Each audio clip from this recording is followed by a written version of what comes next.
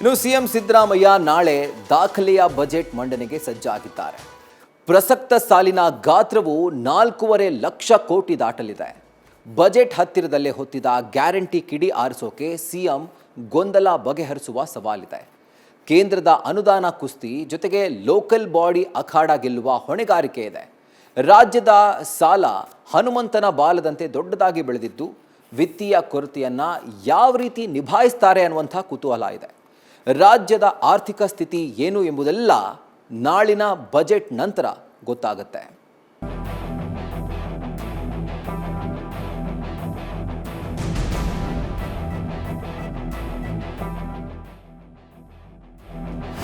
Guarantee ಹೊರೆ, ಬೃಹತ್ ಯೋಜನೆಗಳಿಗೆ ಅನುದಾನದ ಕೊರತೆ, ಇತ್ತ ಅಧಿಕಾರ ಹಂಚಿಕೆಯ ಗೊಂದಲ. ಈ ನಡುವೆ ಬಜೆಟ್ ಮಂಡಿಸಲು ಸಿದ್ದರಾಮಯ್ಯ ಕೊನೆ ಹಂತದಲ್ಲಿ ಲೆಕ್ಕಾಚಾರಕ್ಕೆ ನಿಂತಿದ್ದಾರೆ. ಇಡೀ ರಾಜ್ಯವೇ ಸಾಕಷ್ಟು ನಿರೀಕ್ಷೆಯೊಂದಿಗೆ ಸಿದ್ದು ಸೂಟ್ಕೇಸ್ ನೋಡ್ತಿದೆ. ಸಿದ್ದು ಹುಂಡಿಯಲ್ಲಿ ಸಿಗೋ ಸಿಹಿ ಸುದ್ದಿಯ ಆಲಿಸಲು ತುದಿಗಾಲಲ್ಲಿ ನಿಂತಿದೆ.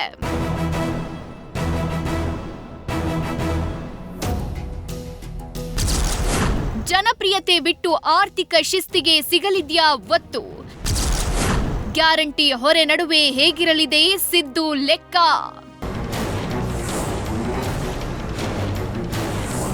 ಅಧಿಕಾರ ಹಂಚಿಕೆಯ ಗೊಂದಲದ ನಡುವೆಯೂ ಸಿಎಂ ಸಿದ್ದರಾಮಯ್ಯ ನಾಳೆ ತಮ್ಮ 17ನೇ ದಾಖಲೆಯ ಬಜೆಟ್ ಮಂಡಿಸುತ್ತಿದ್ದಾರೆ.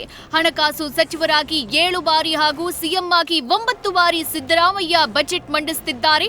ಮುಖ್ಯವಾಗಿ ಬೆಂಗಳೂರು ಹಾಗೂ ಗ್ರಾಮೀಣ ಭಾಗಕ್ಕೆ ಹಣದ ಸುರಿಮಳೆ ಆಗೋ ಸುಳಿವು ಸಿಗ್ತಿದೆ. ಅನುದಾನ ಸಿಗದೆ ಕಂಗಾಲಾದ ಶಾಸಕರಿಗೂ ಬೆಣ್ಣೆ ಸವರಬೇಕಿದೆ.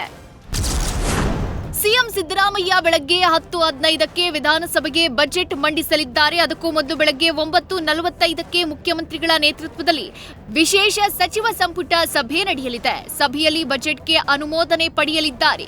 ಗ್ಯಾರಂಟಿ ಯೋಜನೆಗಳಿಗೆ ಹಣ ಒದಗಿಸೋ ಜೊತೆಗೆ ಅಭಿವೃದ್ಧಿ ಕಾರ್ಯಗಳಿಗೆ ಹೆಚ್ಚಿನ ಅನುದಾನ ನೀಡಬೇಕಿದೆ. ಹೊಸ ಜನಪರ ಕಾರ್ಯಕ್ರಮ ಘೋಷಿಸಿ ಅವುಗಳಿಗೂ ಸಂಪನ್ಮೂಲ ಒದಗಿಸೋ ಸವಾಲು ಸಿದ್ದು ಮೇಲಿದೆ.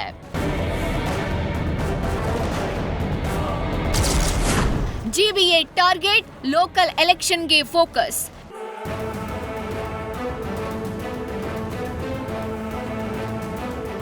ಇನ್ನು ಬಜೆಟ್ನ ಗಾತ್ರ ಕಳೆದ ಬಾರಿಗಿಂತ ಹೆಚ್ಚಾಗಲಿದೆ. 4.09 ಲಕ್ಷ ಕೋಟಿಯಿಂದ ಈ ಬಾರಿ 4.5 ಲಕ್ಷ ಕೋಟಿ ಆಸುಪಾಸಲ್ಲಿ ಬಜೆಟ್ ಗಾತ್ರ ಇರಲಿದೆ ಅಂತ ಅಂದಾಜಿಸಲಾಗಿದೆ. ಜಿಲ್ಲಾ ತಾಲೂಕು ಪಂಚಾಯಿತಿ ಮತ್ತು ಜಿಬಿಎ ಎಲೆಕ್ಷನ್ ಹತ್ತಿರದಲ್ಲಿದೆ. ಗ್ರಾಮೀಣ ನಗರ ಮಿಶ್ರಿತ ಈ ಎಲೆಕ್ಷನ್ ಗ್ಯಾರಂಟಿ ಅಗ್ನಿ ಪರೀಕ್ಷೆ ಮತ್ತು ಜನಪ್ರಿಯತೆಯ ಅಳತೆಗೊಳಗಾಗಲಿದೆ. ಹೀಗಾಗಿ ಲೋಕಲ್ ಮೇಲೆ ಬಜೆಟ್ ಹೆಚ್ಚು ಫೋಕಸ್ ಆಗಲಿದ್ದು ಜನರ ನಾಡಿ ಮಿಡಿತ ಸೆಳೆಯೋ ತಂತ್ರಗಾರಿಕೆ ನಡೆಸಲಿದ್ದಾರೆ. ಯುಪಿಎ ಸರ್ಕಾರದ ಶಿಕ್ಷಣ ಹಕ್ಕು ಕಾಯ್ದೆ ಜಾರಿಗೊಳಿಸುವ ಬಗ್ಗೆ ಘೋಷಣೆ ಮಾಡೋ ಸಾಧ್ಯತೆ ಇದೆ. ಅತಿಥಿ ಶಿಕ್ಷಕರು, ಉಪನ್ಯಾಸಕರು, ಬಿಸಿಯೂಟ ಸಿಬ್ಬಂದಿ ಗೌರವಧನ ಹೆಚ್ಚಳದ ನಿರೀಕ್ಷೆ ಇದೆ. ಸಹಕಾರ ಸಂಘದಿಂದ ರೈತರಿಗೆ ಶೂನ್ಯ ಬಡ್ಡಿ ದರದ ಸಾಲ ಪ್ರಮಾಣ ಹೆಚ್ಚಳಕ್ಕೆ ಅನುದಾನ ಸಿಗಲಿದೆ. ಇನ್ನು ಪಂಜಾಬ್ ಮಾದರಿಯಲ್ಲಿ ಮಾರುಕಟ್ಟೆಗೆ ರೈತರ ಬೆಳೆ ಸಾಗಾಟ ಟೋಲ್ ಮುಕ್ತ ನೀತಿ ಜಾರಿಯಾಗೋ ಸುಳಿವು ಸಿಕ್ಕಿದೆ. ಇನ್ನು ಕಬ್ಬು ಕಟಾವು, ಸಾಗಾಣೆ ವೆಚ್ಚವನ್ನ ಸಕ್ಕರೆ ಕಾರ್ಖಾನೆಗಳೇ ಭರಿಸೋ ಘೋಷಣೆ ಮಾಡ್ತಾರೆ ಅನ್ನೋ ಮಾಹಿತಿ ಇದೆ.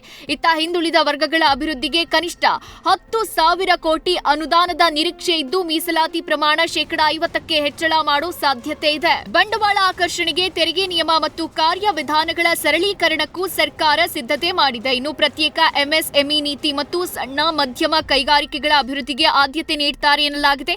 ಸಾರಿಗೆ ನೌಕರರ 38 ತಿಂಗಳ ಹಿಂಬಾಕಿ ಪಾವತಿ, ವೇತನ ಪರಿಷ್ಕರಣೆಯ ಭರವಸೆ ಇದೆ. ಇನ್ನು ಆರೋಗ್ಯಕ್ಕೆ ಬಂದ್ರೆ ರಾಜ್ಯದಲ್ಲಿ ಹೊಸ ಐಟಿಯು, ಡಯಾಲಿಸಿಸ್, ಕ್ಯಾನ್ಸರ್ ಚಿಕಿತ್ಸೆ ಘಟಕಗಳ ಸ್ಥಾಪನೆಯತ್ತ ಸಿಎಂ ಗಮನ ಹರಿಸ್ತಾರ ನೋಡಬೇಕು.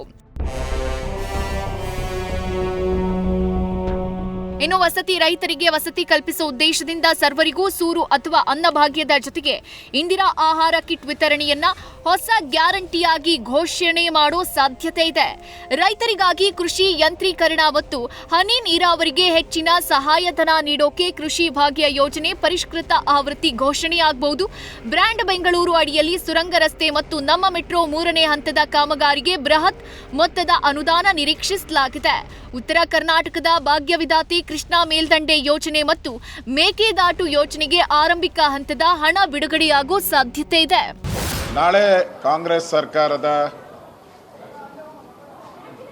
ಸಿದ್ದರಾಮಯ್ಯ ನೇತೃತ್ವದ ಸರ್ಕಾರದ ಬಜೆಟ್ 36 ತೆರಿಗೆಗಳನ್ನು ಹೇರಿದ್ದಾರೆ. ಈಗ ಹೊಸ ತೆರಿಗೆಗಳನ್ನು ಹುಡುಕ್ತಾ ಇದ್ದಾರೆ. ನನಗೆ ಪೆಟ್ರೋಲು, ಡೀಸಲ್ಲು, ಎಣ್ಣೆ, ಸಿಗರೇಟ್ ಈ ಥರದ್ದು ಏನಾದರೂ ಹುಡುಕ್ತಾರೆ. ಸಿದ್ದರಾಮಯ್ಯ ಒಬ್ಬರೇ ನನಗನ್ಸ್ತತೆ ಅವರ ಅವಧಿ ಮುಗಿಯೋದ್ರೊಳಗಡೆ 6 ಲಕ್ಷ ಕೋಟಿ ಸಾಲ ಮಾಡ್ತಾರೆ. 6 ಲಕ್ಷದ ಕೋಟಿ.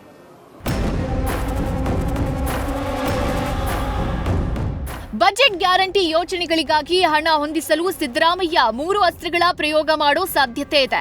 ಮೂಲಗಳ ಪ್ರಕಾರ ಸಂಪನ್ಮೂಲ ಸಂಗ್ರಹಕ್ಕೆ ಪೆಟ್ರೋಲ್ ಮತ್ತು ಡೀಸೆಲ್ ಮೇಲೆ %1 ಸೆಸ್ ಜಾರಿ ಮಾಡೋ ಘೋಷಣೆ ಸಾಧ್ಯತೆ ಇದೆ ಅಂತ ಹೇಳಲಾಗ್ತಿದೆ.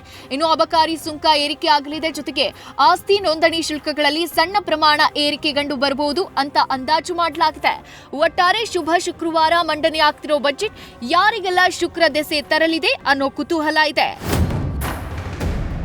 Harish Kakol, political bureau, news first. News first ನಿರ್ಭೀತಿಯಿಂದ ನಿಮ್ಮ ಪರವಾಗಿ.